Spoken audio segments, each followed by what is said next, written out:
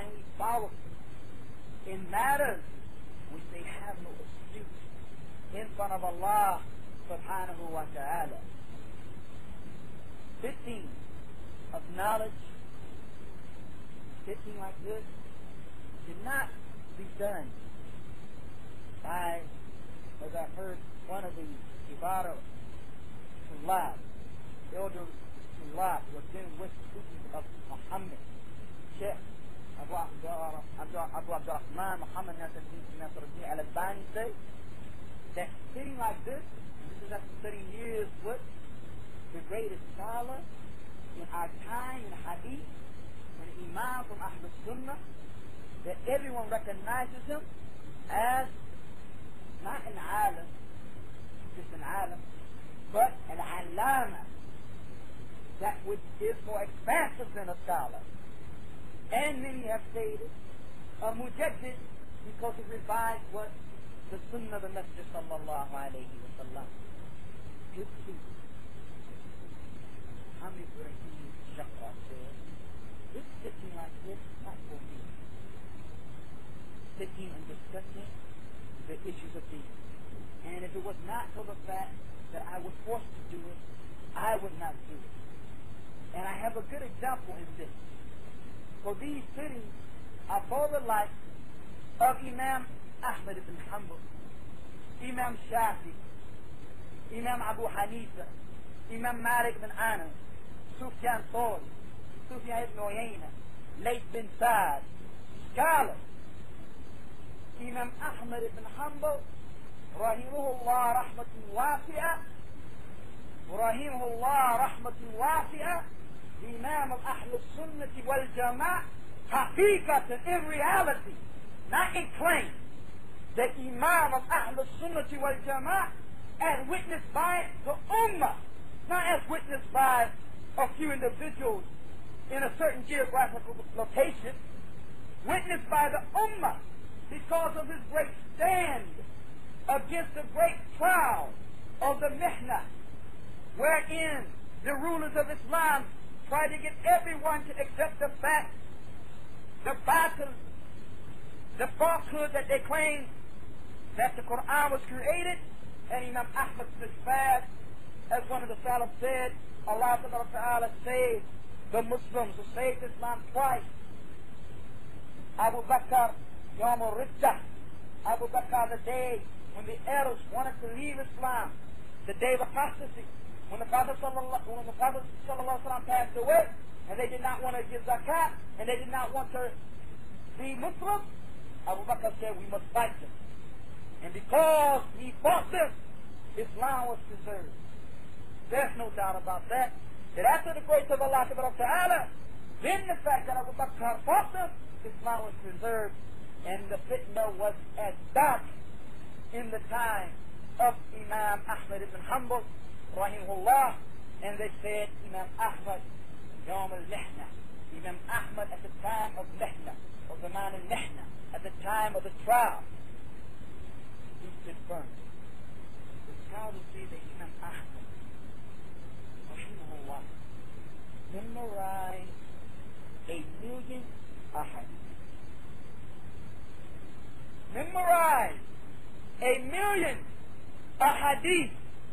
One of them said, I have not seen someone with black hair knowing as much or memorizing as much as Imam Ahmad when he was a young man.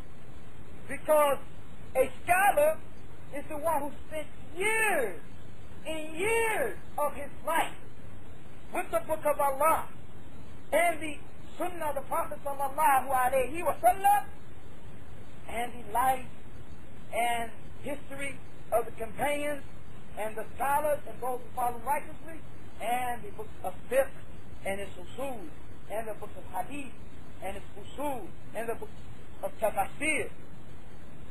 And normally that person who's at that level has very good. This is why he stated, I've not seen one, even Ahmad John, one with as much black hair as Imam Ahmad, having so much knowledge of the deen of Allah, of memorization of the Sunnah of the Messenger sallallahu alayhi wa sallam. Imam Ahmad would not fit, the people would have to find him.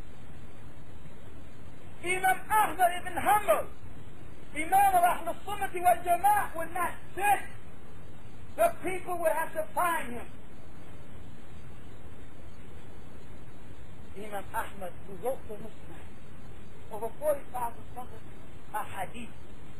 Imam Ahmad ibn Hanbal, who filled the dunya with knowledge, who stood his ground when all else turned away. Look at the life of Imam Ahmad, and you can see why he became such a sign for the people, that the one who loved him, the one who loved Imam Ahmad, was one who had correct Islam, and the one who hated him was accused of sandaqa, of one who entered Islam to destroy it. To such a degree that those who came later, when you would ask, what aqidah are you on? They would say the aqidah of Imam Ahmad ibn Hanbal. And someone said that because the term Hanabila at that time was synonymous with following with the word salafi of today, following Kitab and Sunnah, that a person has to be on the aqidah of the Hanabila. Because of that, he would not sit for fatwa. Imam Ahmad ibn Hanbal would not sit for fatwa.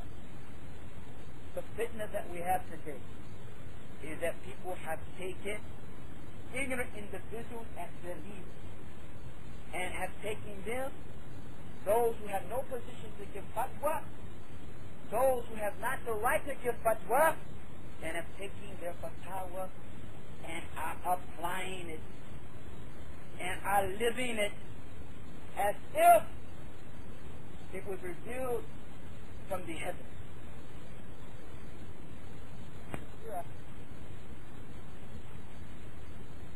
And now in the time that we are living in, this time of strength, you find individuals giving fatwa as if they were Mufti. And Imam Ahmad ibn Hanbal, rahimahullaah, ran from fatwa.